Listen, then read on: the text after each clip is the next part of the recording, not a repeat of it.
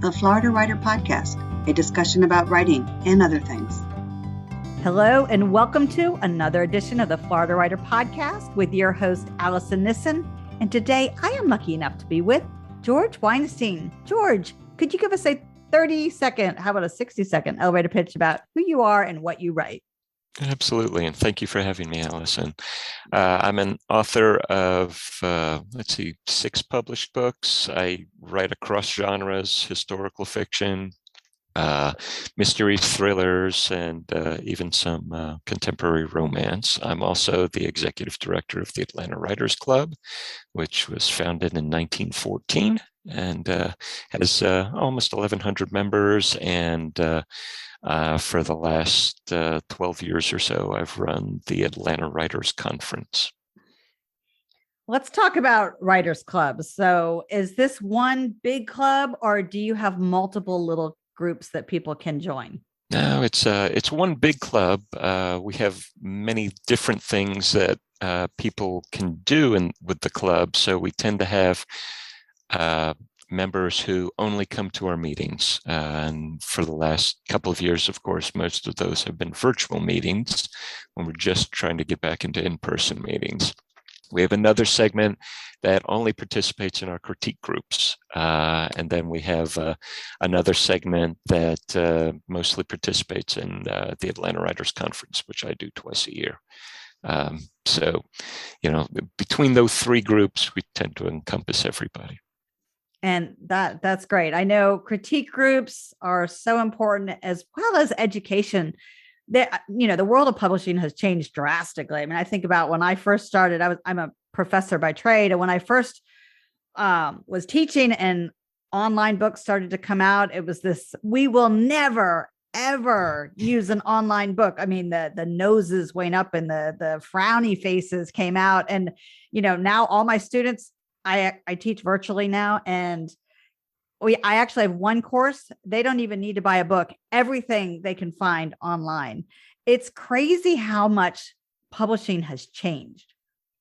And continues to change. So every year during our conferences, when we do the Q&A panels with agents and editors, it's really the first thing is kind of re-educating everybody about what the industry looks like this year. And it's always different than the way it looked last year and the way it'll look next year. Absolutely. George, how long have you been writing?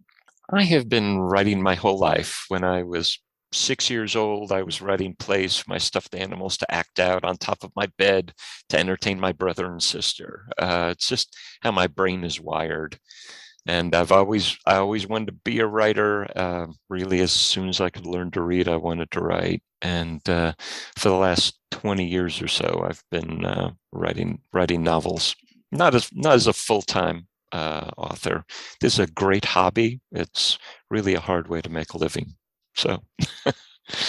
Yeah, lucky. Some people get the lucky break and they can have a full-time career as a writer, but typically it is a hobby. And you cover so many genres with your with the different books that you've published.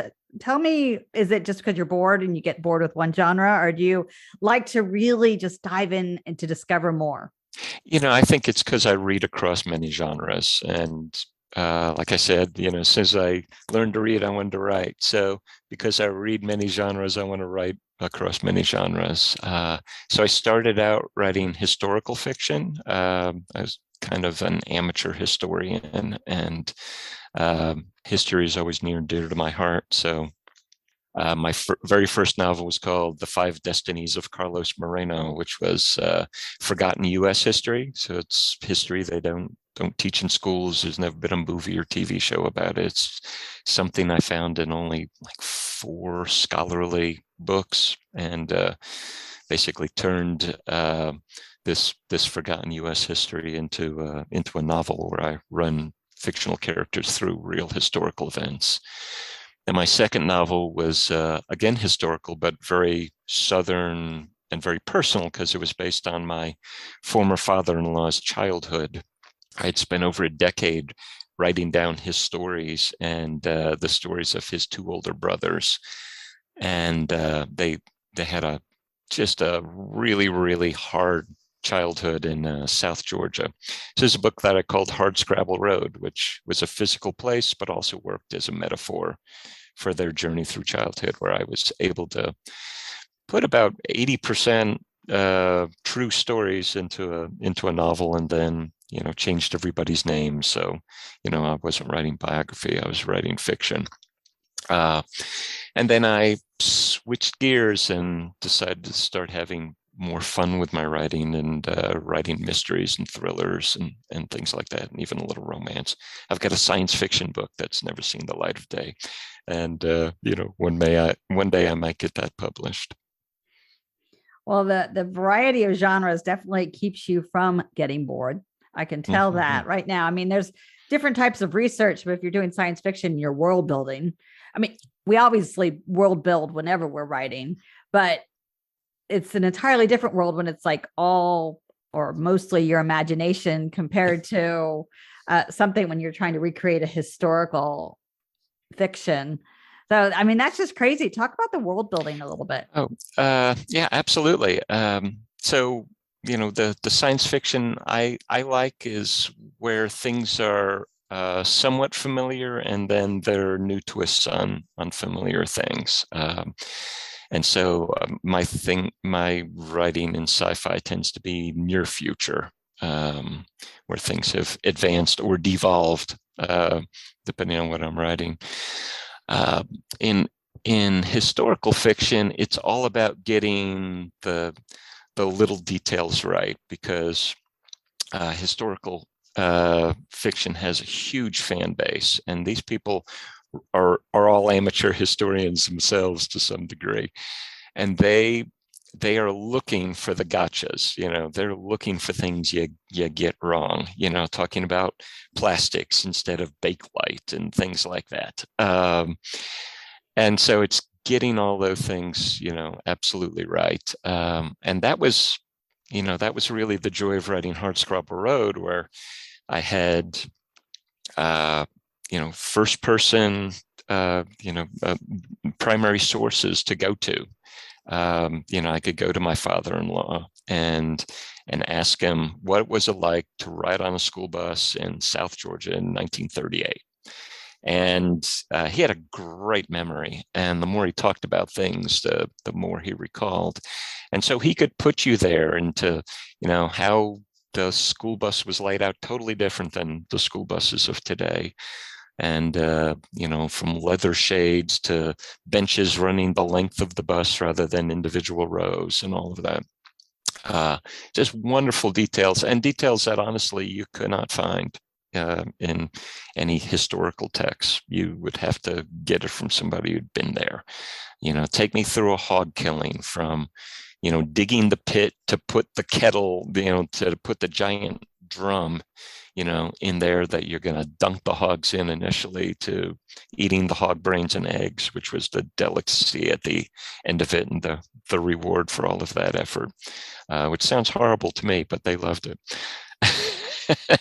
So, little things like that, even with those great Foxfire books and all, you just could not get all the details you needed. So that's an entirely different form of world building. And then there's, on the mystery and thriller side, a lot of that is building in red herrings and all the tropes of a good mystery and thriller that audience demands. I mean, you cannot deviate in large part from, the things like the red herrings and the hero being at the mercy of the villain and all of those things. I mean, we read those to get those moments. So part of your world is building in those things where, those incidences can occur. How long does it take you to write each novel? I'm very slow. Usually takes me 2 years. My first draft is it's not an outline, but it hasn't been fleshed out as far as settings go, descriptions. I'm not really paying attention to echoes and the beauty of dialogue and prose and all. I'm kind of just trying to get the story down and not stop myself by editing too much. And this was a lesson learned over writing for 20 years, that it's real easy to never finish your book because you're always perfecting the first chapter. And you end up with this sterling first chapter, and that's it.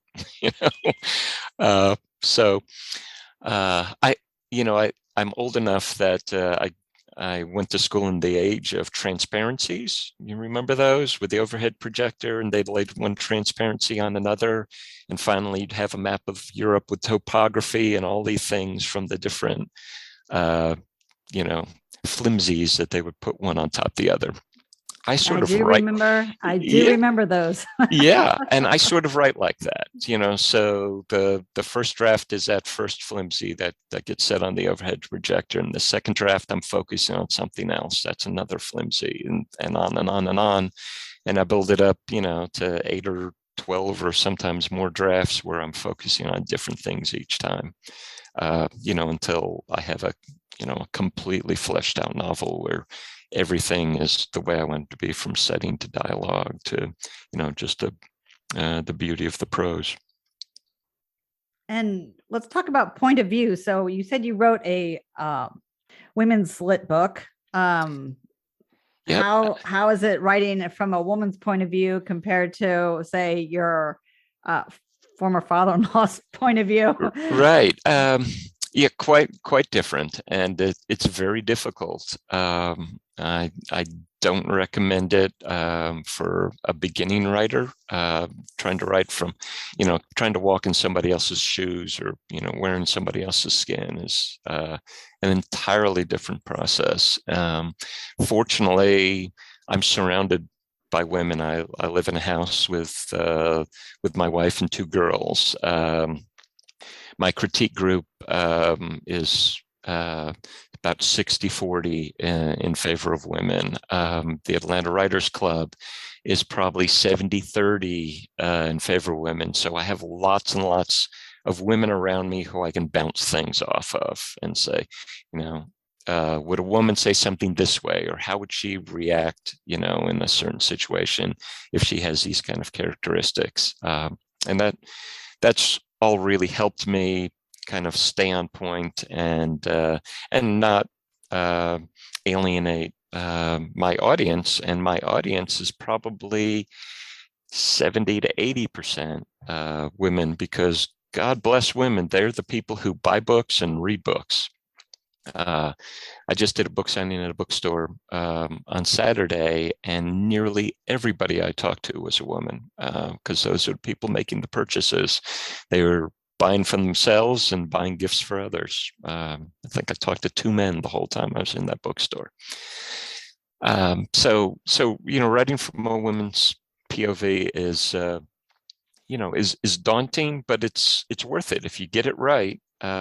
Your audience will really respond well. So in my mystery Aftermath and my kidnapping thriller Watch What You Say, they're both from the point of view of heroines. And then The Caretaker, which was a contemporary romance that I wrote about a dozen years ago, about a ballerina who's trying to reinvent herself.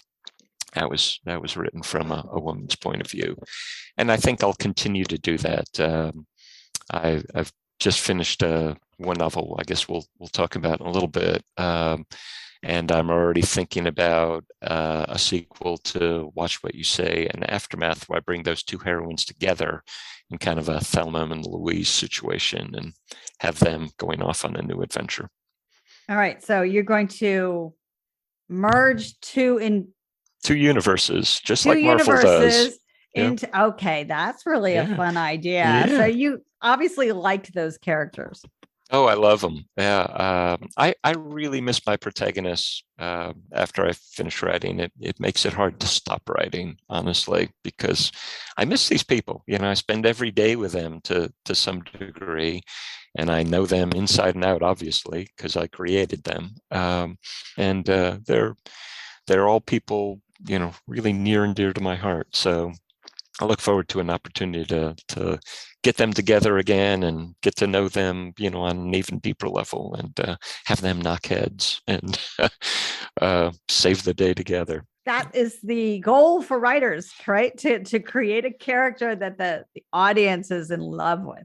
Yeah, absolutely. Yep. So my favorite reviews are when somebody says, "I couldn't put it down, but I didn't want it to end," or even better when I've slowed. When I've slowed down at the end, so I'm dragging out, finishing the book because I'm hating wanting to getting to that last page. So it's gold. What advice do you have for beginning writers? Join an organization like the Florida Writers Association, the Atlanta Writers Club, something in their area. And many of these organizations have people from all around the country or all around the world. I don't know about Florida writers, but the AWC has people from across the US and people in Germany, London, the Caribbean, a few in Africa. So, find an organization that is going to teach you the craft and business of writing, and also give you the opportunity to network with people who are further along in the journey than you are, who you can learn from. You really can't do this on your own very efficiently or effectively. It really does take a village to educate a writer, and I'm still learning. I've been at this for decades, and every time I sit down to write a novel, it's an entirely new experience. It's as if I'm starting from scratch all over again. I have to pull from all those resources that I've accumulated over the years. George Weinstein, thank you so much for stopping by. How could people get in touch with you? Well, you can find me on my website, George Weinstein. That's GeorgeWeinstein.com. And I'm also on Facebook at author George Weinstein. Are you ready to switch to our rapid fire questions? Hit me. What is your favorite car? Oh, I'm not a car guy. Chrysler Crossfire. There's an obscure one. That is an obscure one, yes. All right, sticking with favorites. What's your favorite food? Let's see. I love Italian food, so I'll go for eggplant parmesan. Ooh, that's a good one. I like that. It's got to be thin though. When it gets too thick, it's too soft. Too squishy. Yeah, too squishy. Yeah, got to be the crispy. Texture's all wrong. Yeah, got to be crispy. And finally, what is your favorite month of the year?